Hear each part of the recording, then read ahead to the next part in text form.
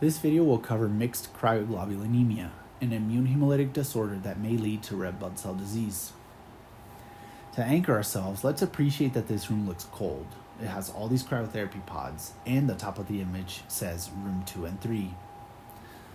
Altogether, this anchors us to the fact that mixed cryoglobulinemia is a subtype that combines type 2 and type 3 cryoglobulinemia. Why don't we start by looking at that kid's yo-yo?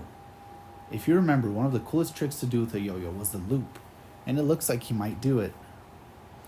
This represents lupus, since lupus sounds like loop. Mixed cryoglobulinemia can affect patients with autoimmune diseases, especially lupus.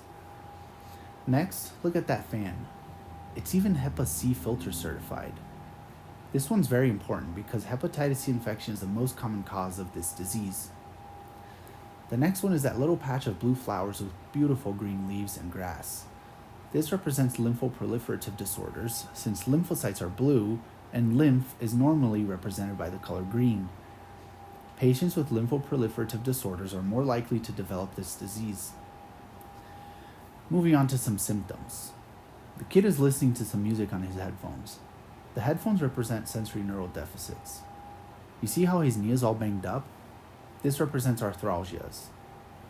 Next, look at the bruise on his other knee. It represents palpable purpura.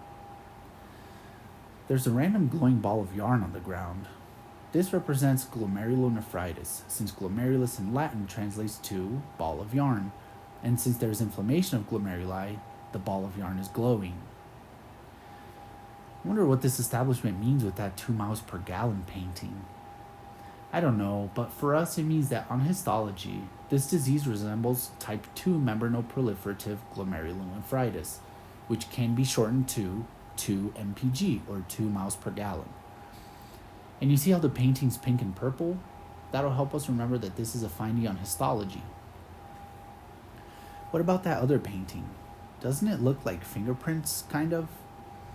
This painting represents electron microscopy finding of subendothelial immune complex deposits with a fibrillary or tubular structure in a fingerprint-like pattern.